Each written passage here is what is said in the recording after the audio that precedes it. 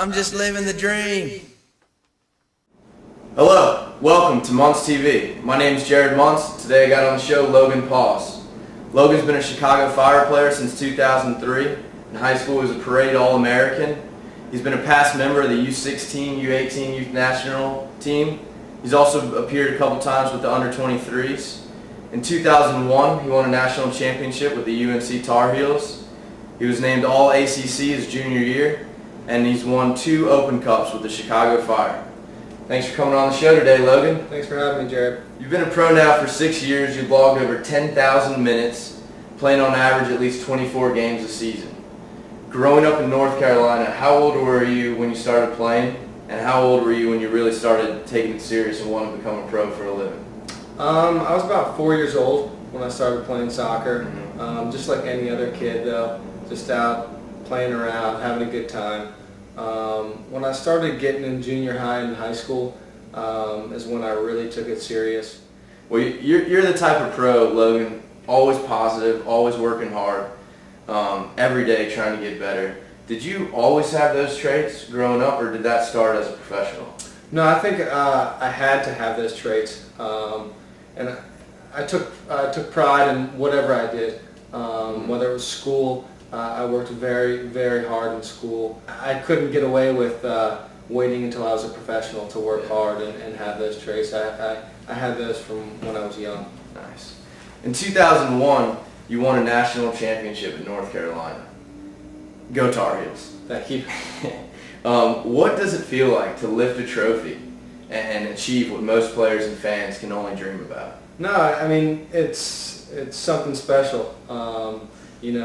Obviously, winning a national championship in college is something everyone dreams about, especially playing Division I athletics. And I mean, it was great to represent the University of North Carolina, and to win a championship with your best friends. And in 2000, we actually won the ACC tournament. And I mean, it was a really exciting time at that. And you started that season injured, and you were expecting to miss the whole thing, right? Yeah. So, you're injured, you come back, you win a championship. Mentally, how did you manage to come back from that, earn your place in the team mid-season, and then go on to win the whole thing? It was a pretty devastating blow. I tore my meniscus in the summer of 2005, leading into that national championship year, and I was told that I was going to miss the entire year. So from there, anything other than missing the entire year is a bonus. So I just knew I wanted to help the team, whether it was just a voice, bringing a positive attitude and being around the guys. But I worked hard. I had great trainers around me, and I was fortunate enough to be able to come back and be a part of that team. That's excellent. Huge, great story. So after a great college career, winning a national championship, earning academic and athletic honors, you claim your pro debut with the Chicago Fire in 2003 as your greatest soccer moment. Describe what it feels like to live a dream come true, or as some say, just living the dream. It's kind of surreal. It was exciting to get the opportunity to play professional soccer, because I know not everyone does get the opportunity. Yeah.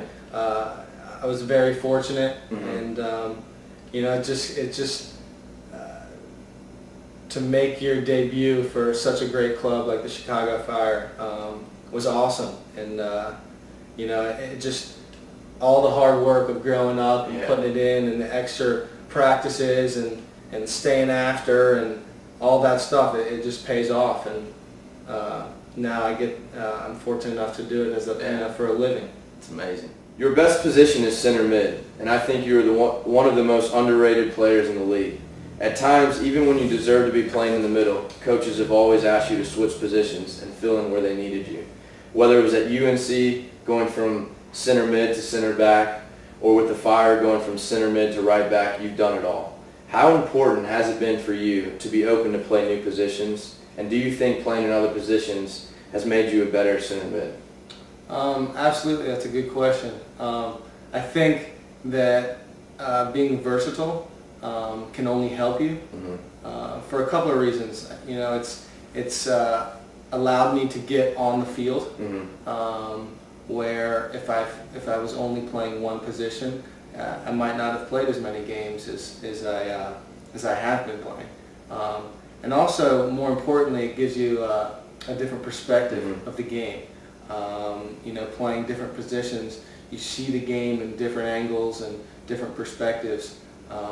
So it's been helpful to see the game in different positions, and I think it's helped me as a center midfielder because it's allowed me to see the game in those different positions. So you would agree that your versatility has really increased your value as a quality player? I think so. I mean, it has enabled the coach to be able to rely on me in different spots, and it's been helpful for the team. And I think also for myself. Excellent.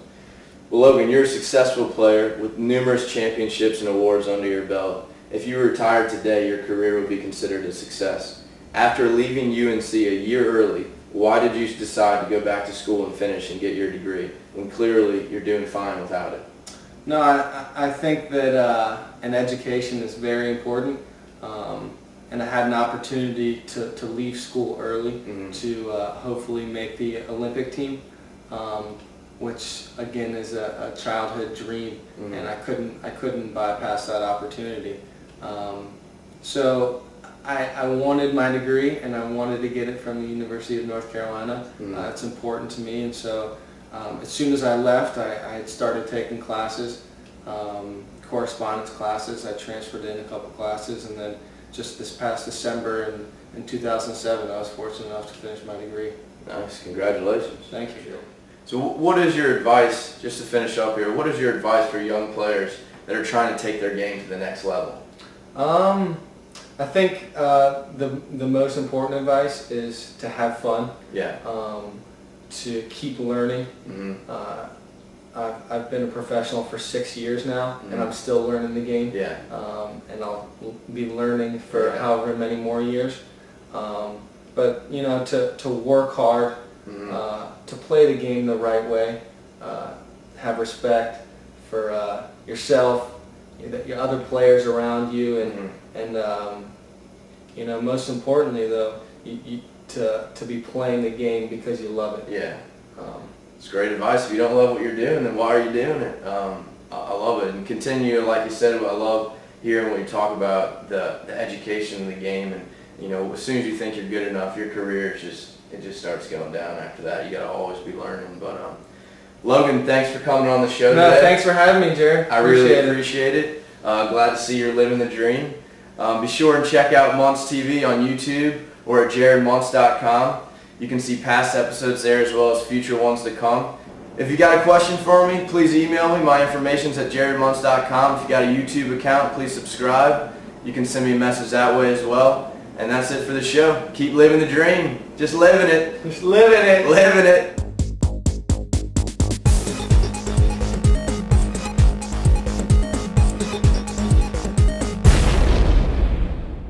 I'm just living the dream.